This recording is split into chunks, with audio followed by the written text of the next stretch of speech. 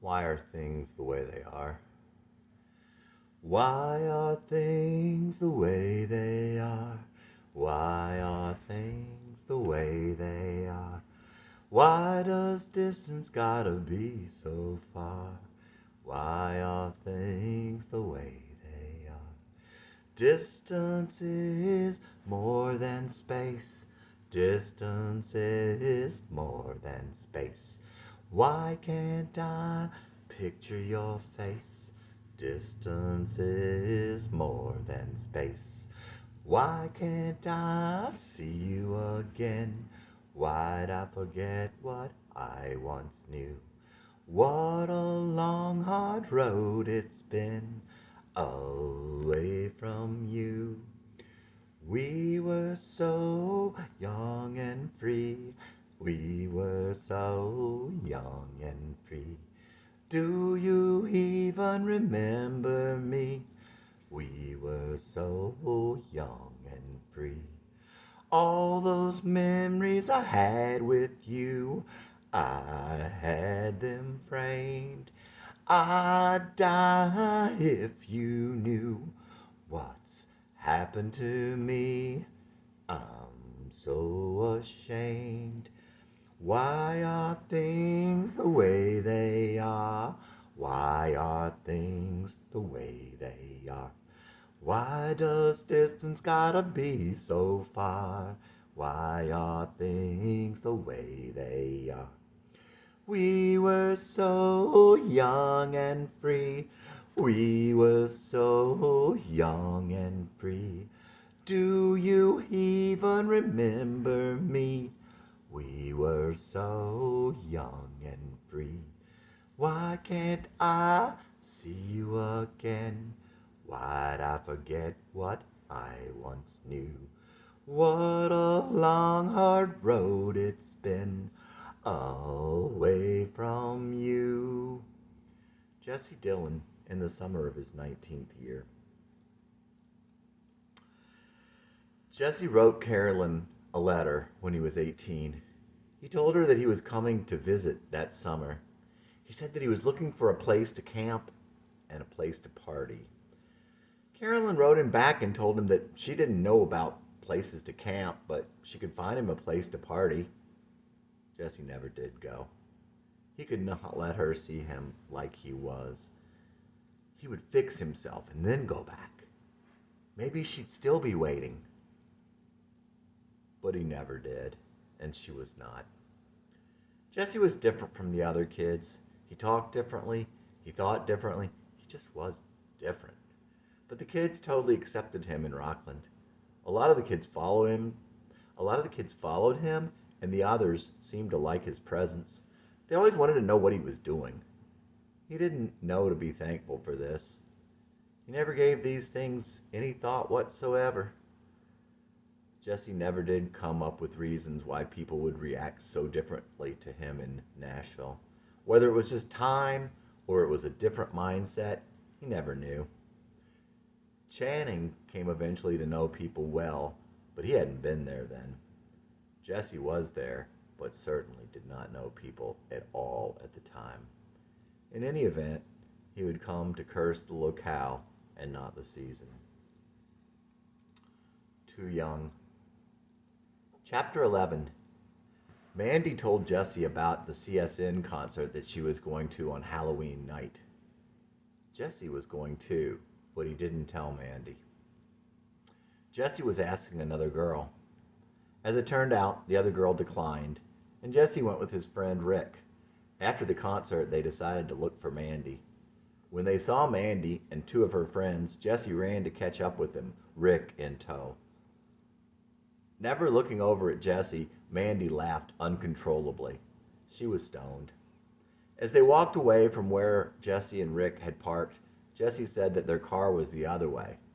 Mandy said, "Mine is this way," and kept walking. After following the girls a couple steps more, Mandy still laughing and talking to her friends, Jesse and Rick stopped and turned around. Jesse was incredulous. The next evening, his mother called him to the phone. It was Mandy. "Hello?" "Jesse, I don't think we should see each other anymore." "Why?" I just don't, she replied. Jessie badgered Mandy for an answer, and she evaded him, but he kept after her. What's the matter? Why? Because I don't hardly ever see you, and I'm tired of going out picking up guys. Are you sure? What's the real reason, Mandy? Eventually he gave in. So finally, he had gotten what he wanted. They weren't going out anymore, and Mandy said everything was okay. Still, something didn't seem right to Jessie, even as he hung up the phone. Was something the matter? It sounded like Mandy was crying. Jessie would long remember those words and the sad picture he painted in his head of Mandy in that conversation. He could hear it 1,000 times and see Mandy crying in her room. She had wanted him to protest, but all he could do was ask why. For Jessie's part, too, he would wonder if she knew he had asked someone else to the concert, or was his ignoring her alone enough to crush her little world. Oh, he did her wrong, and he'd suffer for it. At this time, however, he had a little time to follow up on his thoughts and concerns. His first semester back at school was catching up with him, and he was working more as the holidays approached. And then there was one more thing heavy on Jessie's mind. Jessie had always dreamed of love since his school days.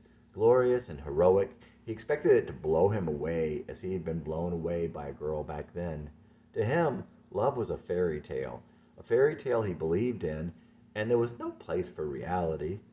Since he had left the state school 2 years before, he had come to regret the drinking and partying lifestyle that forced him to leave. And that lifestyle had also made him feel that he had looked bad in the eyes of a girl he had once loved there. So now, in his growing state of nostalgia, he had begun to believe that she was the one with whom he would share his fantasy love. He had loved her so much back then. Stephanie was born on the same day as Mandy, 3 years later, but Jessie never knew that. Even more significant was the fact that she was supposed to come in October, the month that brought forth all the things Jessie had loved. Jessie had begun writing to Stephanie months before he met Mandy, back when he was laid up with a broken back. Later, when it seemed that his physical relationship with Mandy was wrong, he began to feel very bad about his relationship with her. His innocent love for Stephanie felt like it could be his saving grace. In November, she agreed to go out on a date with him. They would go to a concert after the semester was over. Stephanie.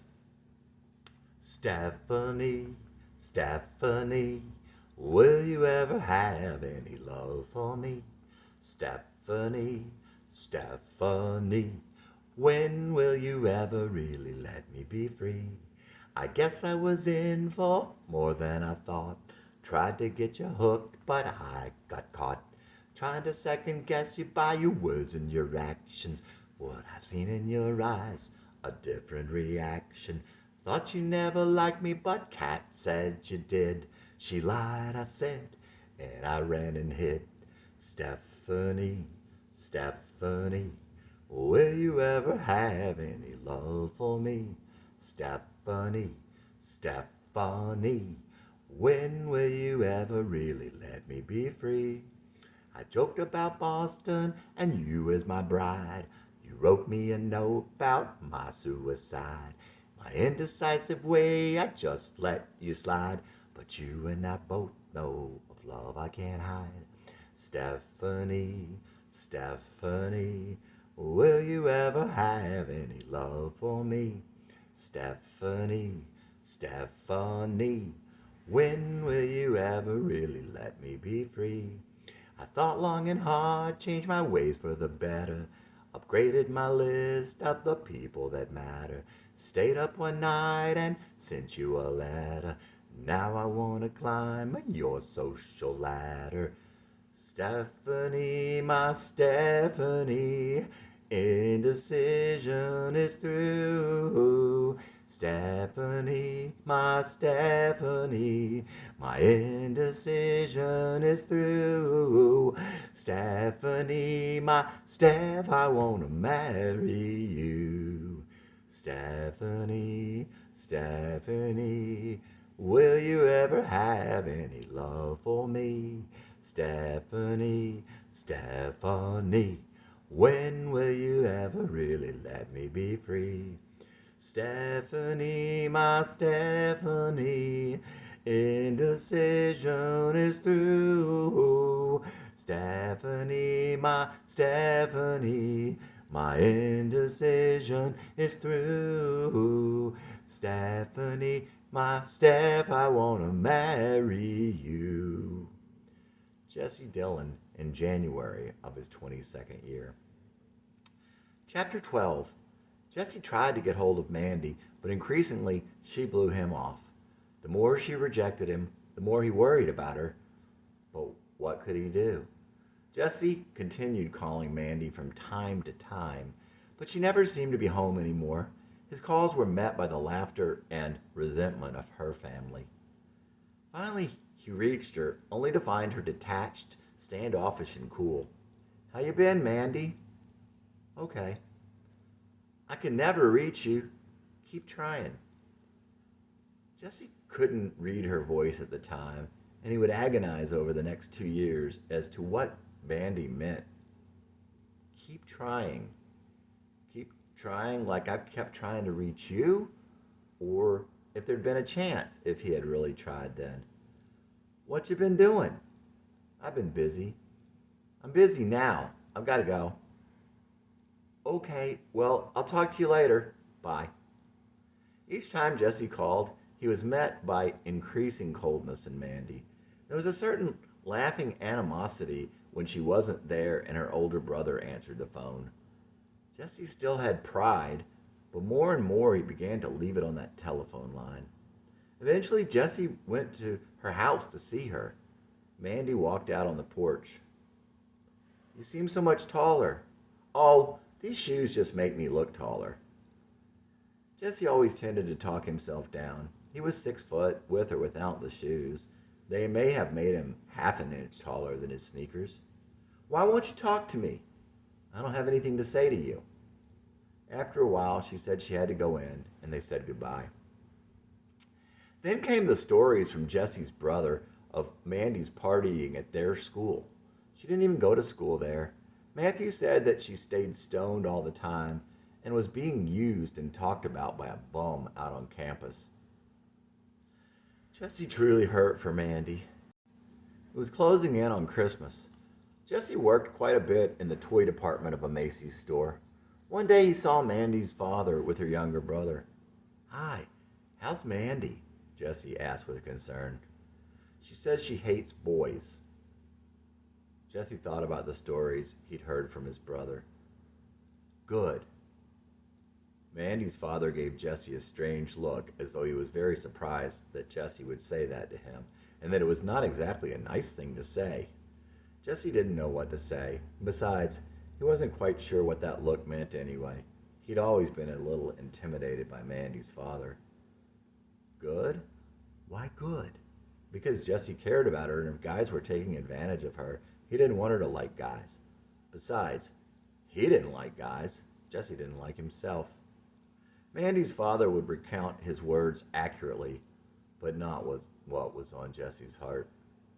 Finally, the day of his date with Stephanie came.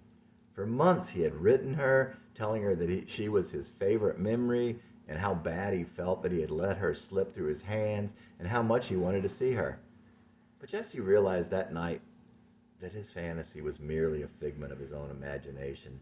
When he went to pick her up, he found that Stephanie was sick as a dog. He asked politely if she wanted to stay home. But this day was the day he had been living for, and he didn't ask very graciously. And anyway, she insisted on going. But if he'd really cared, he probably would have made her stay home. Stephanie could barely talk at dinner.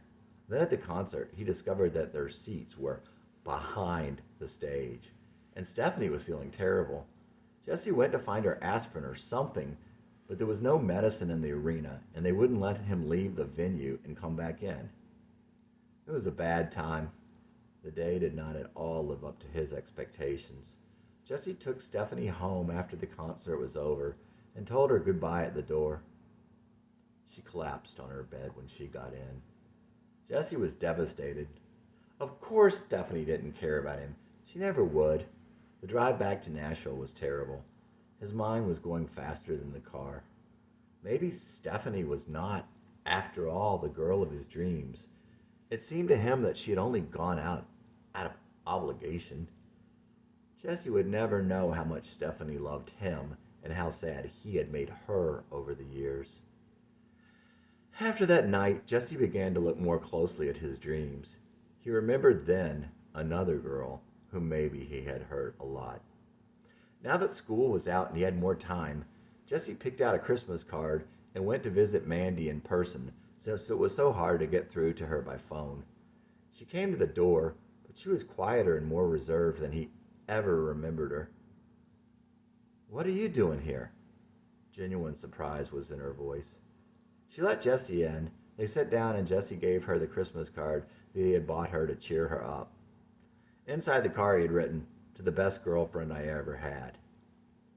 Jesse had only meant she had been a very good girlfriend, not that he had wanted her back, nor that he had romantic feelings toward her. At least that's what he thought at the time. However Mandy took it, her response was true in any case. "I don't understand you, Jesse." Too young. You were too young to give me what I wanted. I was too young to give you what you needed. And yet, for a while, I gave you what you wanted. You always gave me what I needed. You were too young to give me what I wanted. I was too young to give you what you needed. And yet, for a while, I gave you what you wanted. You always gave me what I needed. But I didn't know you were all I needed. Jesse Dillon at 23. Running away. Running away. When did you first know that you were a joke? The punchline was in place by my 11th year. The seeds only sought the rain and reason. I didn't know what was coming when I came here, but it wasn't the locale so much as the season. I see myself running away. Even then, I found myself running away.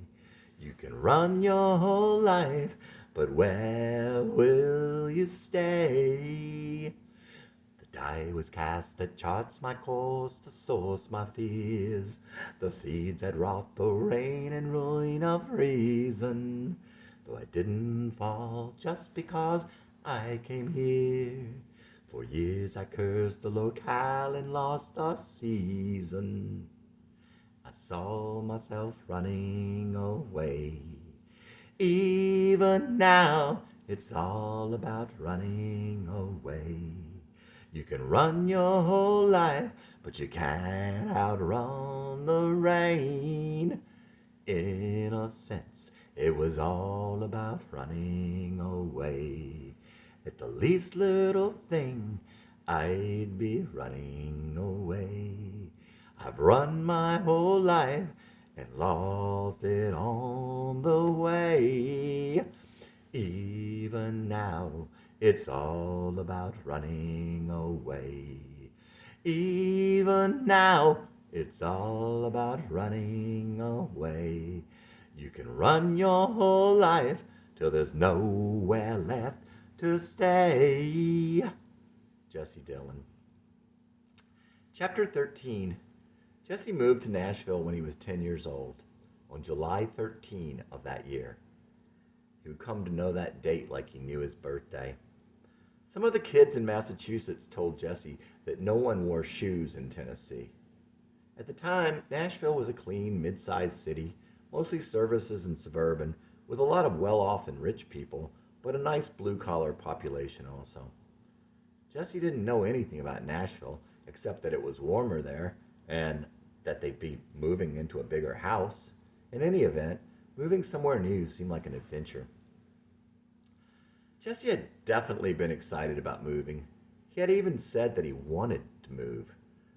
Partly he was glad to run from trouble, and partly it was an adventure. Not that it would have made a difference, but later he would come to regret to say that he wanted to move. The unimpressive middle-class neighborhood they moved to was out in the suburbs off Moordale Road.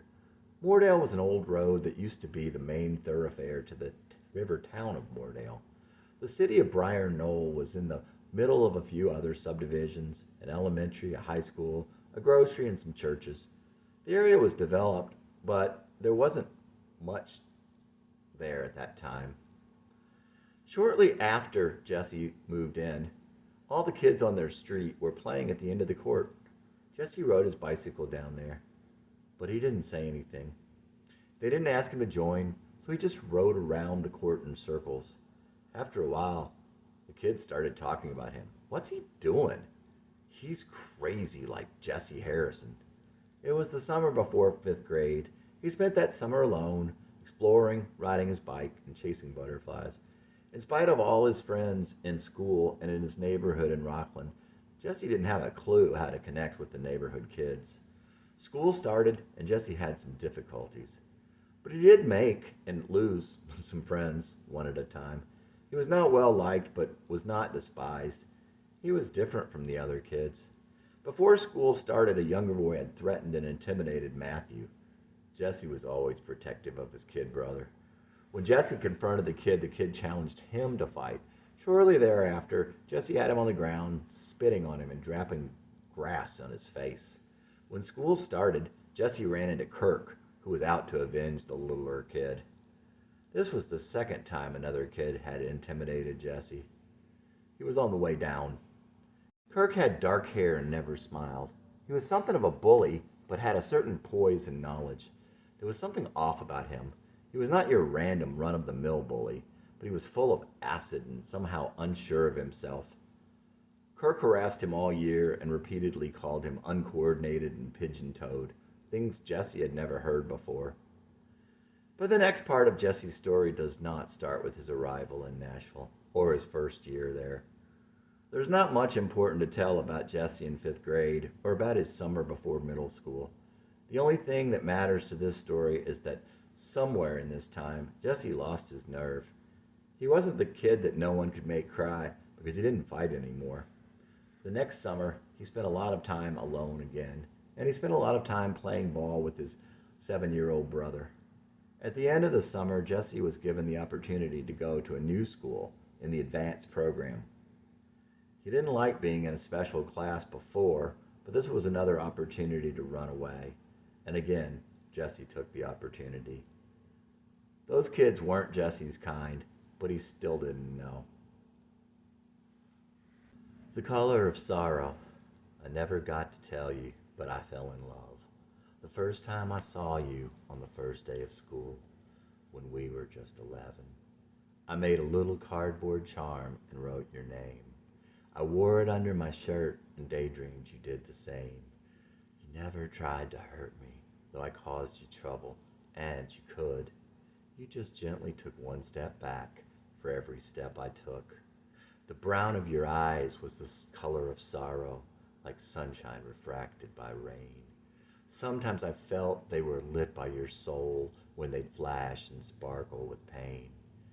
There was a hole in my heart, inches wide and miles deep, and I was losing something I had hoped I might keep, pouring out in my chest, making it so hard to breathe. You knew I'd survive if you'd cut and I'd bleed. The first time the sun lit the gold in your hair, I thought it was magic and couldn't help stare. I can still hear your voice, soft and warm like a child, dancing like starlight on crystal. The brown of your eyes, the color of sorrow, sunshine refracted by rain, dazed by the flash, transfixed by the sparkle, haunted by a soul in such pain. A hole in my heart, inches wide and miles deep, losing the one thing I'd hoped that I might keep, pouring out in my chest, making it so hard to breathe. Bleeding at best, my heart on my sleeve. I could be like the rest. You'd cut and I'd bleed. Jesse Dillon. Chapter 14. The next part of Jesse's story, like the first, began on a very specific day. And like the first, it began in a very specific moment. Jesse walked into homeroom at his new school on the first day, nervous but excited. Shortly after he went to his room, he saw her. His heart stopped, and when it began to beat again, the beat was noticeably different. And it was at this time he realized that the eyes were the windows to the soul. He didn't yet know her name, and he didn't yet know that her eyes were the color of sorrow. But he did know that her big brown eyes melted something inside of him, and that he could not take his eyes off of her. He had never seen anyone like her. She had short blonde hair like he had never seen, shining like gold. Her face made his heart stop. She was so sweet and cute. Her childlike voice danced like starlight on crystal, he would later say. He was captivated by the way she moved, the things she said, her body, her skin, her face, her hair, her mouth, and of course those eyes. Her eyes, brown like they had been spun from gold, and big and deep, warm like all the good things that could be in this world. Their class would stay together all day, all year long. Jesse was already thinking that meant he could be near her all day. The teacher had an icebreaker exercise for the kids. Okay, people, I want you to take 5 minutes to write down a few things about yourself. He began to write. My name is Jesse Dillon. I've been in 6 different schools. I like playing street hockey. On and on he went. Okay, now I'm going to go around the room. When I get to you, I want you to tell the class your name and a few things about yourself. Blah, blah, blah, it went. Jesse continued to write about himself and think about this girl. When it came his time, he read his paper. Then he continued to think about her till it was her turn. I'm Carrie Dalton. I'm on the Riverwood swim team. I have an older sister and 2 cats. Last year I was at Bryce. Jesse was fixated on every word. He took in every fact like it was the most interesting thing he had ever heard. He was still thinking about what he had learned as the last kid finished. Now, take out a piece of paper and number it from 1 to 25. I will point to each student and say their number. I want you to write down their name and one thing you remember about them. Jesse may have written something down for 1 or 2 others. For that matter, he may not have even remembered one name or fact. But he wrote the name Carrie Dalton, and he wrote down every word she said. Certainly the young teacher used the exercise to size up the children. She would not like what she would see in Jesse, and the year would bear out her first thoughts. Soon the teachers and the other students would share the same opinion about Jesse, but he was completely oblivious, even going so far as to not have a clue that he should care. When they had a break, Carrie asked him, Are you the one who likes hockey? She spoke to him. She remembered something about him. Maybe she thought he was cool. She immediately went on talking to someone else, but that didn't matter much to Jesse. Jesse was in heaven. Those 7 words would go through his head all day and for many days to come. But this would be the last day in heaven for him, at least in this life. He wouldn't stop thinking of her for years. Entire summers, he would think of her, even though he wouldn't see her the whole summer. For years, he would think of her, even after she was gone for good. Chapter 15. Jesse had always done a lot better when he fought than when he ran. He was skinnier now, and the straight blonde hair in his eyes had become a mass of dull brown, over hidden eyes on an increasingly skinny face. The confidence was going fast, if not gone, and his immaturity and inability to understand people were on the increase. He just didn't know what to do. The teachers made it clear they didn't like him. He had no friends, and a lot of the kids downright despised him. Every day was a Every day was a seemingly endless 8 hours of being made fun of and disdained. The girls didn't like him, the boys didn't like him, the teachers didn't like him, the older kids didn't like him. As he moved up, the younger kids didn't like him. His parents didn't like him. His life was hell. It's hard for an adult to understand just how bad it can be in middle school. Jesse daydreamed of suicide and of people feeling bad at what they had done to him, and Carrie would mourn him. But he knew none of this would happen. Why bother kept him alive? What about God? Where was God in all this time? That time in Massachusetts, Carolyn, the beauty of nature and the seasons, the Flannerys and their mom, climbing trees, exploring, playing street hockey, everyone being his friend, that all built him up, and he always thought, I'm a Massachusetts boy, and I'm going back when I can. Those thoughts gave him something to live for, and for all the constant abuse, humiliation, embarrassment, failure, and disdain, Carrie. He would have lived it all over again for a chance someday with her. Maybe he would have lived it all over again just for the chance to have it just like it was. He came to love the sadness and the beauty just out of his reach. And all of this did something to him inside such that he would not and could not ever be the same. He would not ever be like anyone else. It gave him something he wouldn't otherwise have had. Empathy, a different perspective, his songs. Jesse hadn't understand people in Rockland either. He had never really given trying to understand someone else a thought. But it was okay when everyone was already friends with him. But a skinny, bow-legged new kid with a lisp and long hair who didn't know what to do? Nashville was another story. Wanting to go home. From the first time I remember, I wanted to go back home.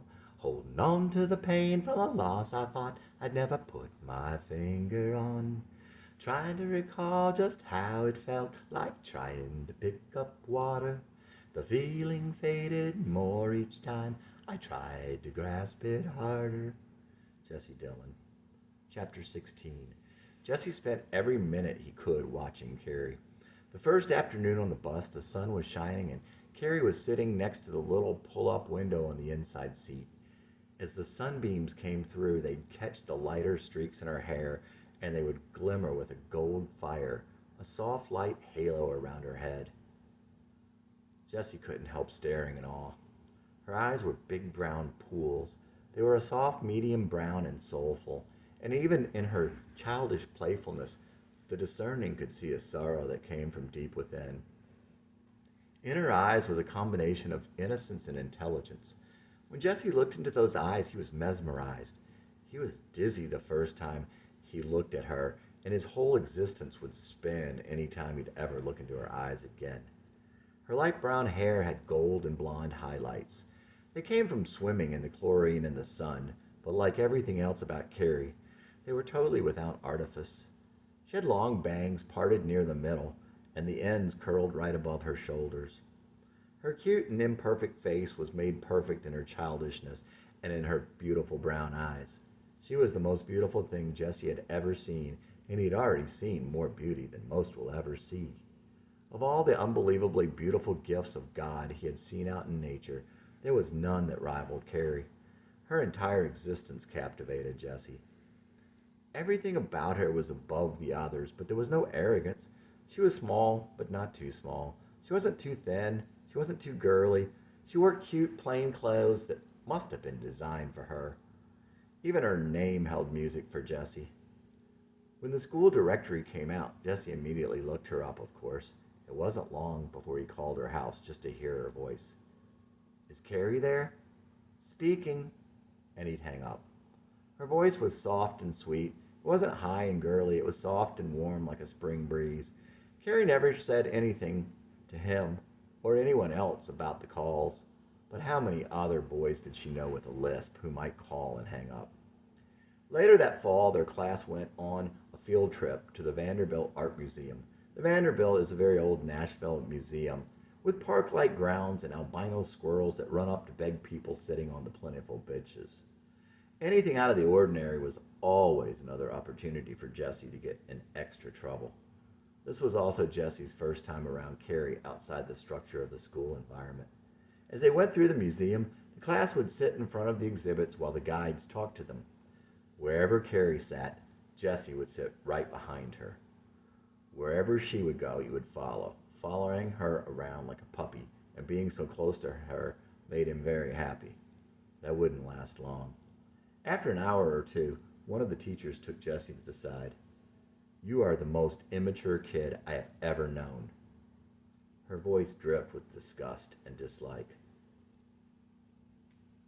"You should just drop dead. You're not worthy of being on this planet with the rest of us," she might as well have said. She didn't actually say that last part, but Jesse could feel it. Of all the times a teacher called him immature or worse, it would surprise him later how clearly he would recall that one. "What do you think you're doing?" "Nothing. Stay away from her." He knew what he had done wasn't very nice, and that it bothered Carrie, but this somehow tripled the guilt as well as the embarrassment. "Someone like me. I'm not like you. I never was. Sometimes I used to wonder how I came to be here. Born, I was told, like any other, but still the same. I am not from here. I still feel the same sudden tears. Always different, always strange, always turned out the same. Always seemed I was always to blame. Wishing there was someone like me. Wishing they'd take me home." Jesse Dillon. Even in the advanced program, there were two tiers of nerds. Jesse wound up with the straight A kids, the ones who didn't play sports, the ones who read Mad Magazine and watched Star Trek. Jesse certainly didn't fit in with them. These weren't the things he did, but his immaturity was growing, and he tried his hand miserably at the silly humor and at fitting in with these kids. He had nowhere else to go. But even with the outcasts of the outcasts, Jesse was an outcast. Even with the nerds, Jesse did not know how to act, how to fit in, how to get along. He was not from here, and he spent his time subconsciously wishing someone would come and find him and take him home. One day it was too much. They didn't like him, and the silly and nerdy behavior was grating on him. It was his fault, and Jesse was certainly not mature, and his humor was stupid, but he just wanted away. The other kids were carrying their trays and chattering their way over to their table in the cafeteria and wishing surely that they didn't have to share it with Jesse. Jesse was feeling the same. He stopped at the table with the other boys from his class. They eyed him incredulously as he sat down. They didn't speak to him. Within a moment, without even talking it over amongst themselves, they began banging their trays against his from both sides. Not a word was spoken, but "Get the hell out of here" was loud and clear. 10 seconds seemed like 10 minutes. Certainly everyone in the entire cafeteria was watching him. Certainly the nerdy boys who rejected him. Certainly all the girls in the class who disdained him. Certainly Carrie.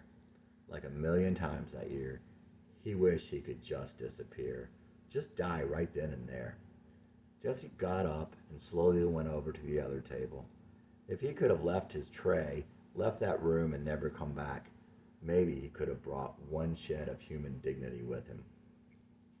Another day, another incident he would remember all his life.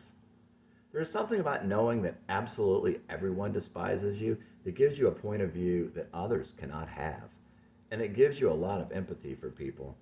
If success and the admiration and affection of others come later, it kind of leaves you disconnected from your past.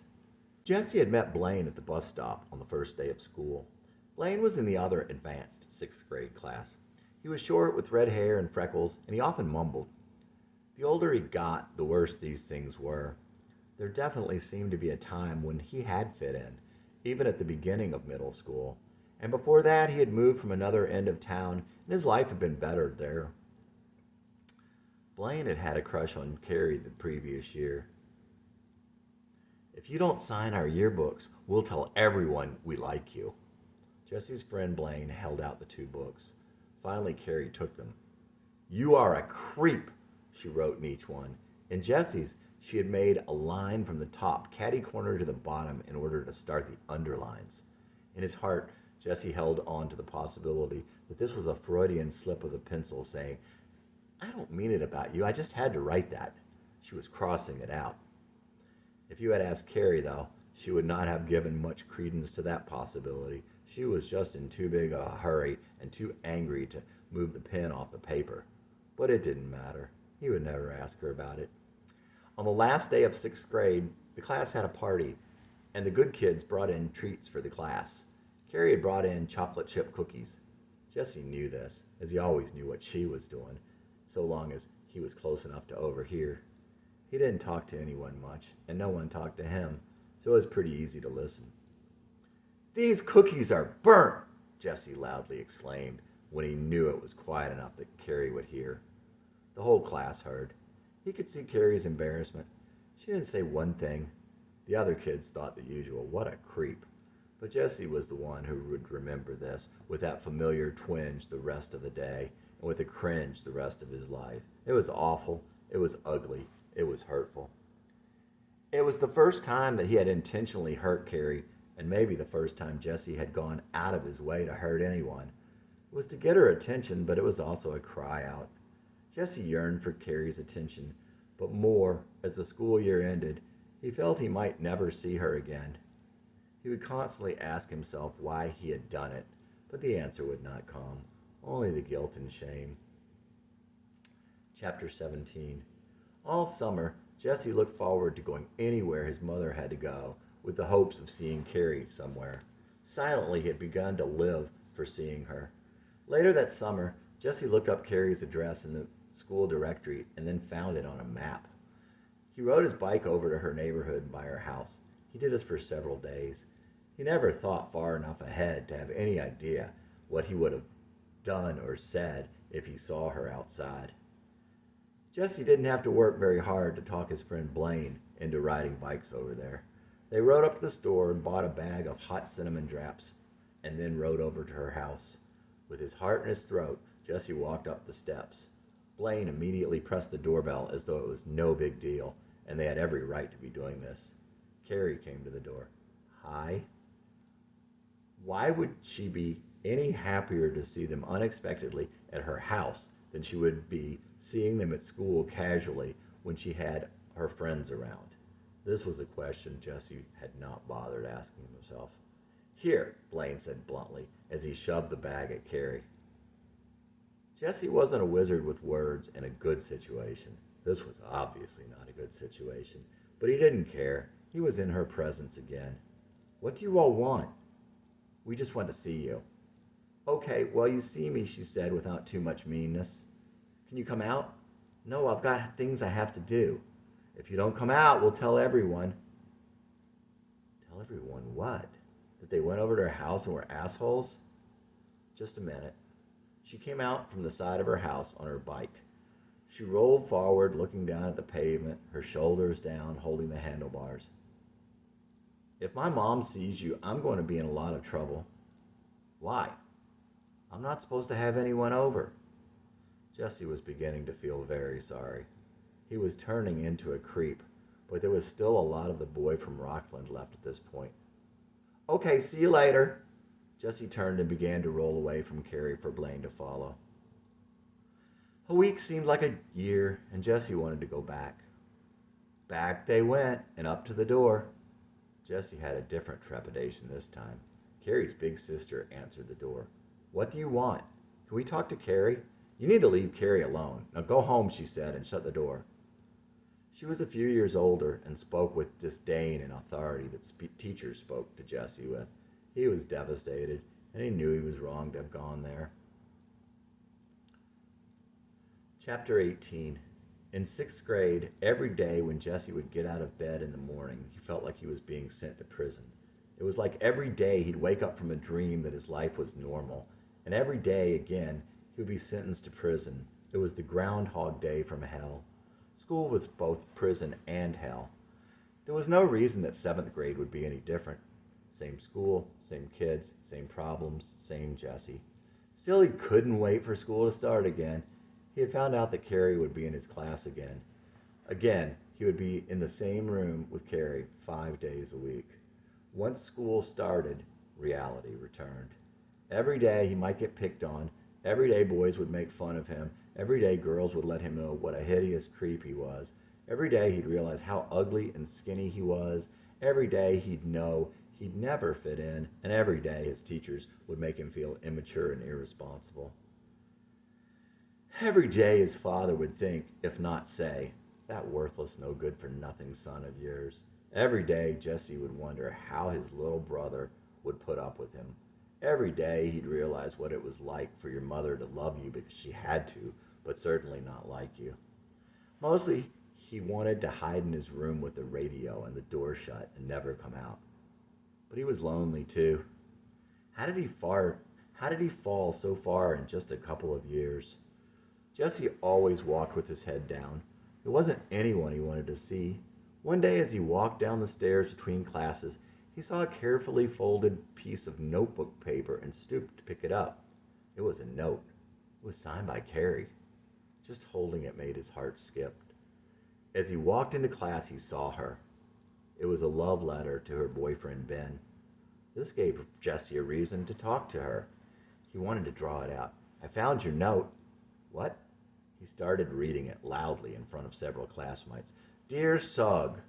That's Shug, she corrected, insistent but not too demeaning. It was more of a, you big doofus, than it was mean. Please give it to me. Carrie could have said, please go jump in front of a car, and Jesse would have done so, grateful to be asked to do something for her. He handed her the note. Later he found another note, one of Carrie's friends' notes to her boyfriend. Needless to say, they all figured that he had taken them from their folders on their desks or something. Maybe a bird did it? Maybe the other girl dropped it where he would find it, and then pretended she thought he took it. What matters? No one would have believed him anyway, but it wasn't like he got the opportunity to protest much. Anyone else would have been smart enough to leave it lying where it was, or at least to throw it back down upon realization of what it was. It brings to mind a piece of string by Guy de Maupassant, which they would later read in class. Jesse would never make the connection. Phagocyte. That's Jesse. Yeah, he's a fag. That word was constant. The nerdy kids in the advanced classes picked on him ruthlessly. He was immature, irresponsible, stupid, an outcast. No one liked him. He was foolish, skinny, ugly, uncoordinated, a pariah. Fag, though? That was the big one. Here's his common approach, Tyler said, pretending to have a fork in one hand and a knife in the other. I'm gonna eat your balls. Tyler had big curly blonde hair and a wide goofy face. It kind of made sense when Jesse would later come to know that Tyler lived alone in an apartment with his mom. He was the class clown, but generally at the expense of Jesse or someone like him.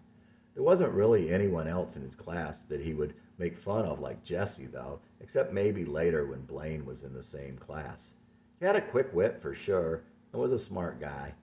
And there was probably a sadness in there somewhere, but he was definitely an asshole. Jesse had no clue what any of that was about, but it was obviously the funniest thing and the biggest insult, all tied up in this fag business.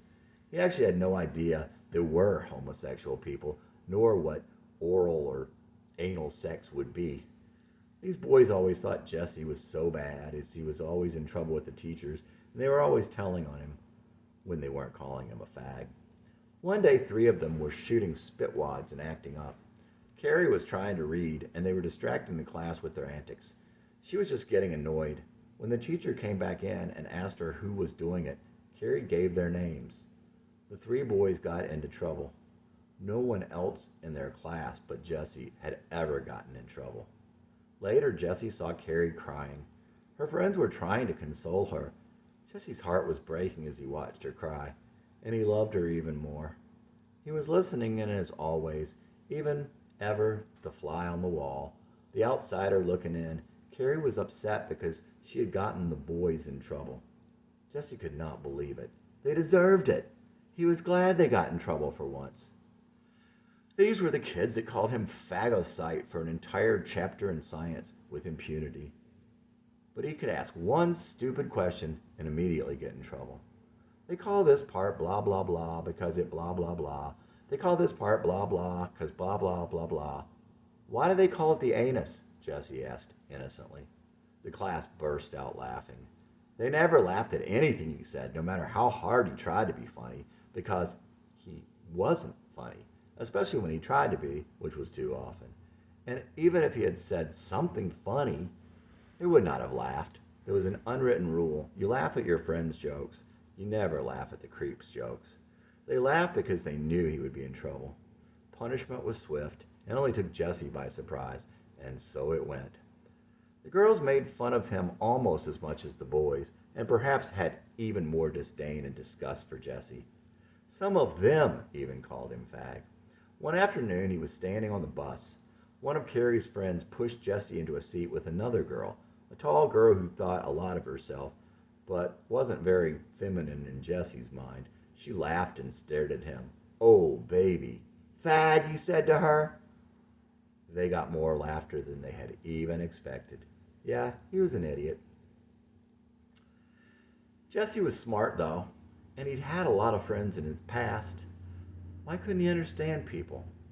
Some of it had to do with the time it takes to read people and make a decision on how to react in a social situation. Most people can immediately decide what to do because they already know what they would do in most situations without even thinking about it. They know beforehand. The situation doesn't come as a shock. But Jessie had not already made a decision about what every possible human interaction might mean. He mostly hadn't even thought about it. And there was some he'd never encountered. Furthermore, Jessie's head was far too cloudy to be able to process all the information in time to quickly decide just what might be going on. The noise in his head kept him from making a quick decision, and during the most important ones at this point, everything was covered by a fog of embarrassment. Looking back, when it was too late, Jessie could see exactly what was going on, and the lens of history made it clear what had happened in Jessie's life. With perfect clarity, he could relive each of the situations and interactions that had led to where he had gotten. Looking back, he knew what the other people had been thinking, but not at the time when it mattered. A constant source of humiliation was being unprepared. His teachers would make a big point in front of the class of how irresponsible Jessie was. He managed to forget to bring his English book to class more times than not. What he did not know, and would not know for many years, was that he had ADHD. Even years later, teachers would think that kids with ADHD were hyper. If they weren't hyperactive, they didn't have attention deficit hyperactivity disorder. But that wasn't true. There was a girl in the class who also forgot her book routinely, but even she would make fun of Jessie over his irresponsibility. One of the oldest and evilest laws of human behavior is that sometimes people will attack someone weaker than themselves because of their fear that it might be them instead.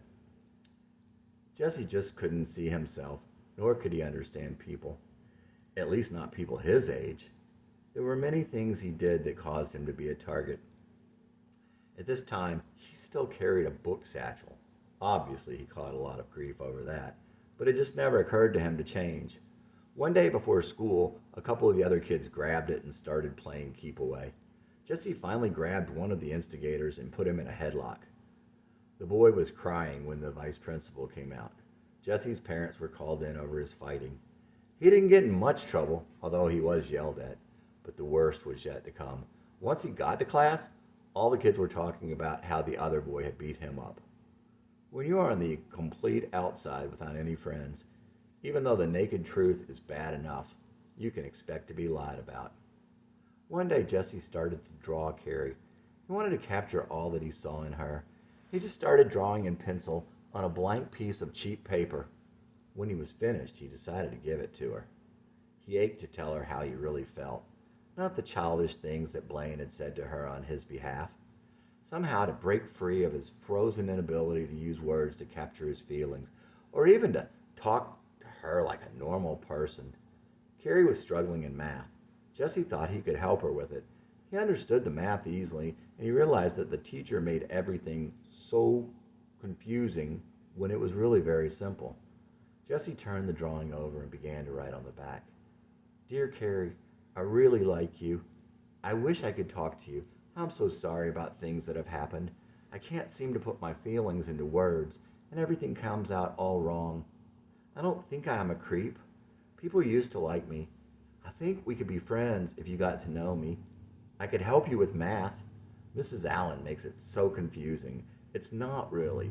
If you would like, we could get together and work on it together and I could explain it. Maybe we could do something together sometime, like play tennis. Please think about it. I really care about you, Jesse. He kept his picture under his bed, hidden from his mother. Jesse was in a constant state of shame and embarrassment at school, and home wasn't much better. The less his parents knew, the better.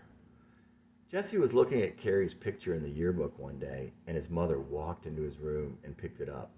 He had an asterisk by the name, and at the bottom he had written, the sweetest, nicest, most beautiful girl in the world. His mother pulled her glasses down and squinted at the picture.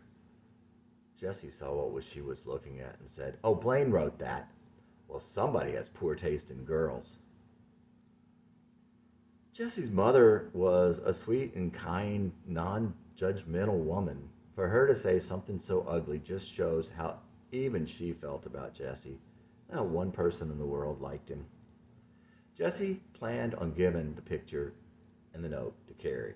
He thought about it during every waking moment. Over the weekend, he decided he would give it to her on Monday. On Sunday night, at the last minute, he faced the reality of how stupid she would think the note is. He would be humiliated again, but this time it would be his innermost feelings and his deepest cares that would be exposed to ridicule. What if she showed it to others? Plus, how fair was that stupid note to Carrie? She rightfully hated him. Why should she have to deal with this? He quickly grabbed an Elmer's glue bottle and carefully chose a piece of pink construction paper. He glued it to the back of the picture and put it in his school bag. Jesse carried the picture around with him all day and all the next day.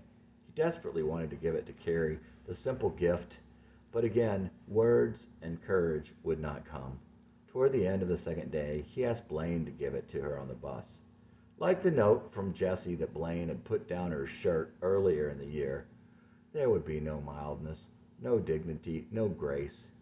He walked up to her seat and threw it at her. Jesse never had any idea what Carrie thought of it, save a later comment she made to some other kids in their class. It was some sort of art project, and the teacher put the pictures the kids made on the walls. Some girls were looking at one of them. Wow, that one's good. Wonder who did it? Dylan probably did it. The few times Carrie ever said anything about him, she used his last name.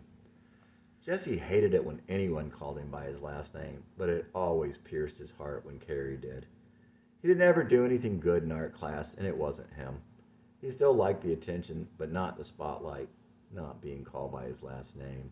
It made Jesse feel like an alien, and not someone who could be a boyfriend, a friend, or even a classmate. It only seemed like a good name for a creep. That was the last picture Jesse would ever draw. It was the only picture he would ever draw of someone. Carrie never did find the note. She valued the picture, and it made her wonder about Jesse at times. She knew he didn't have any friends in school unless you counted that Blaine from the other class, but she didn't know that even Blaine wouldn't be his friend for very long. She knew that even the teachers didn't like him, but she didn't know that he didn't have any friends anywhere, that he was picked on, that people made fun of him daily for years. She didn't know that for a lot of years, no one liked him anywhere he went. Carrie kept the picture in her room, but she didn't keep it out because she didn't want anyone asking her about it. And besides, Jesse had signed it. Later, the glue would crack and fail, and the note was there to be seen, but she never saw it. Full feeling sorry. Do you still have that picture I drew of you long ago? I knew you'd wished it was drawn by someone else. What right do I have? Expect you to cry for me. Never had anything at all that was mine to lose. What you never saw were the words on the other side, covered up. Maybe then you'd seen just a boy who was lost, never paid my own way, Never earned these blues. Fool feeling sorry for himself ain't news. What right do I have? Expect you to cry for me. I never had anything at all that was mine to lose. Jesse Dillon. Like Carolyn, Carrie was born in October. Carrie lived in a simple but comfortable house with her sister and her mom and dad. Jesse would always remember the pretty white brick house, and he would always recall the poetry of the address, 505 Riverview Drive. Carrie's best friend from her elementary school years was Tracy. Tracy's father was a doctor, a surgeon actually. They lived on several acres in a nice neighborhood only a mile away. Tracy was a bright, smiling Jewish girl who thought anyone and everyone wanted to do the right thing. She took joy in classwork, friendships, and being a good girl. This was how Jesse saw her. Well, maybe not the Jewish part. He was completely clueless about such things. Carrie was a good friend to Tracy, and they balanced each other nicely. Carrie was the fair-haired one and the popular one, but she had the darker spirit and a sorrow just below the surface. She was happy but taciturn and could brood for hours.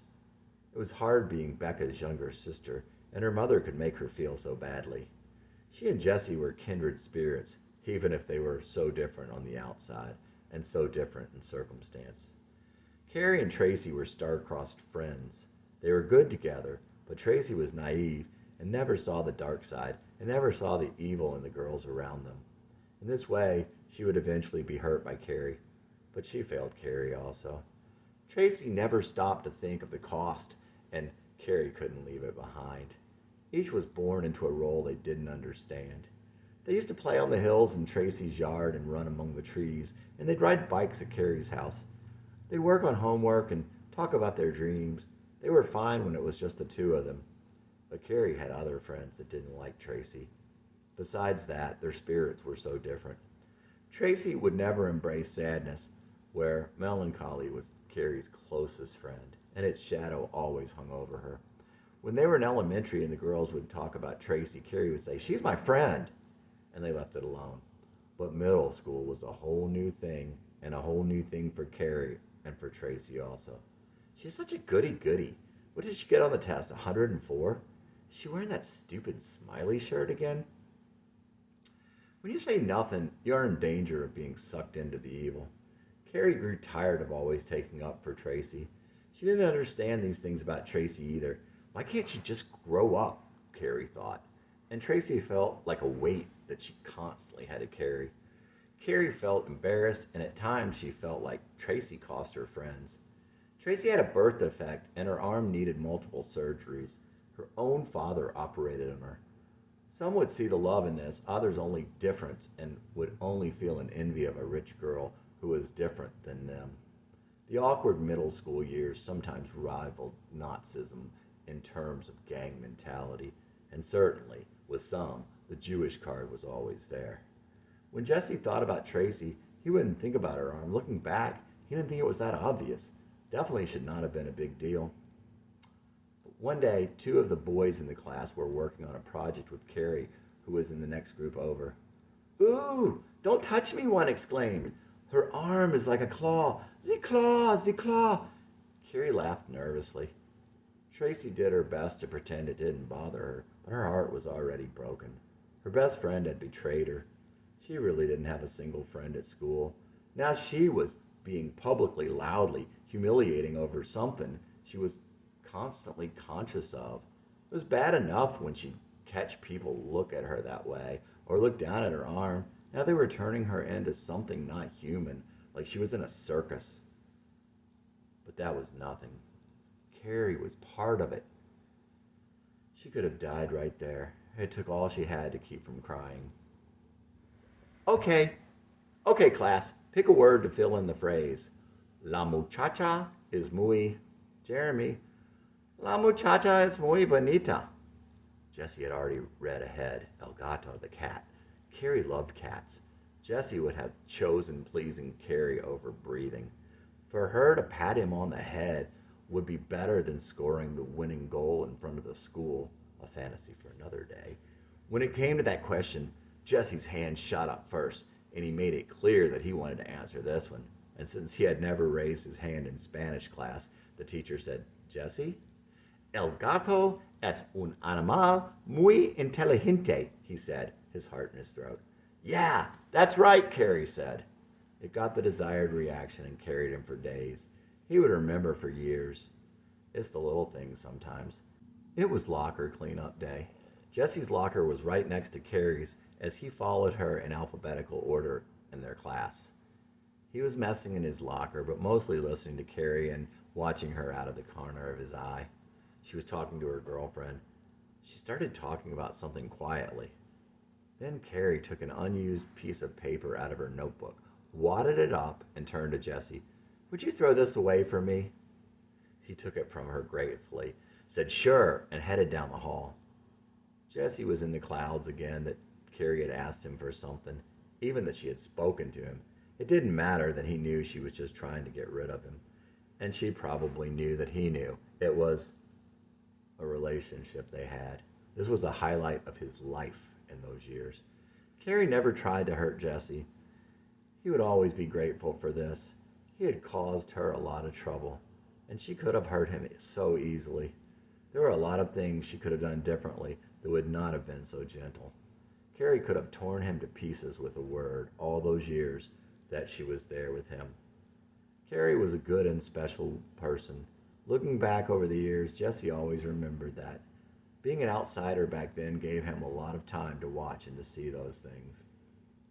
The calm before the fall. Things that I've said and feelings now dead and not in order at all. Times that I've run and times that I've fled. Now the calm before the fall.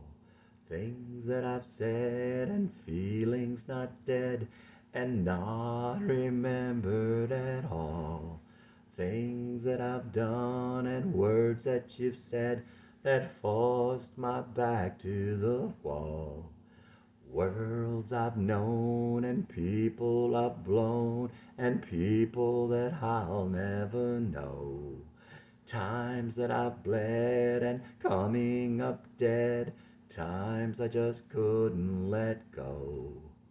Trees I've been in and places I've been, somewhere out in the green. I've dreamed you'd find of the people I'd been, the one that I once had seen, long ago and far away, in a dream of day, where I was only with you, as you were always above what seemed to be the way, only you could have made it come true. You never understood, I never thought you would, but now my bloody face, my bleeding hands, your pleading face, could I die? Could I cleanse? Could my mind erase? No sorrow in my knowledge, I won't see tomorrow, but the way you look at me, it's not easy. How I never knew was important to you, that you would never let show. How you couldn't see you're so important to me, and now how you'll never know.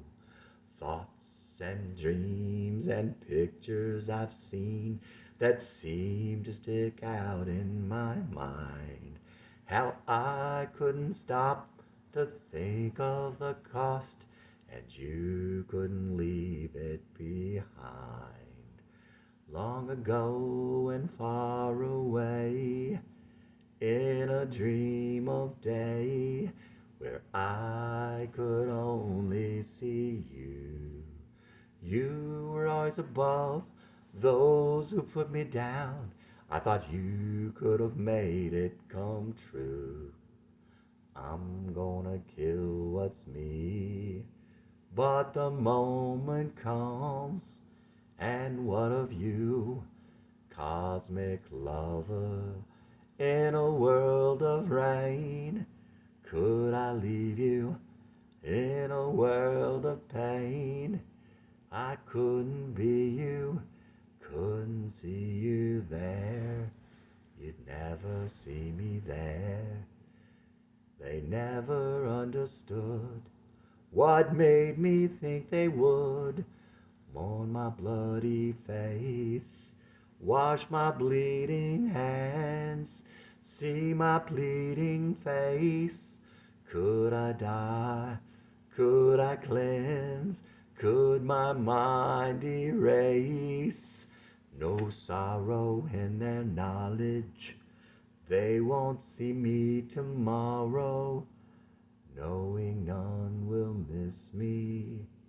Why should I bother? Jesse Dillon at 18. Chapter 19. Jesse would fantasize a lot. He would fantasize about suicide. In his fantasies, those who picked on him and made fun of him would be sorry.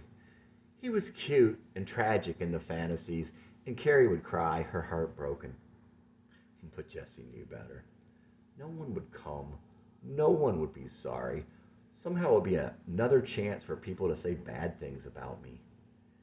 Even people he had kept his shame from, like his parents and his brother, would find out. In this way, Jesse never really considered suicide. Why should he bother if it wouldn't make a difference? No one would miss him. And it would hurt his family. Even though they didn't like him and thought badly of him, they still loved him in that family way. Arg. Even his fantasies always went to hell, as reality would seep in through the cracks of something else he had built poorly. Jesse lived in a constant state of shame and embarrassment, but there were still intermittent shocks to his heart when these things would happen, and he would feel them again whenever he would remember them later in the day, or the next week, or months later. But this pain was mild compared to the pain he felt about Carrie. It was like there was a hole in his heart. It was a small hole that refused to kill him, but it was miles deep, and there was something pouring out of that hole that he had hoped he might keep. He was gradually losing the one thing he wanted to hold on to. Every day it was more likely that Carrie would never care about him, and one day he'd never see her again. And who he was, the boy from Rockland, was going away. There was a sense of loss welling up in Jesse, like tears that he couldn't quite cry. It was pouring out in his chest, and it made it so hard for Jesse to breathe sometimes. It was the pressure that was killing him. In her sweetness, Carrie would simply take one step for every step he'd take. She'd never hurt him intentionally, never told him to drop dead, but even those steps she took away from him cut him. And that would be enough. He'd survive. She'd cut, and he'd bleed, and he would breathe again. The school year ended, and the summer between 7th and 8th grade was much like the previous summer.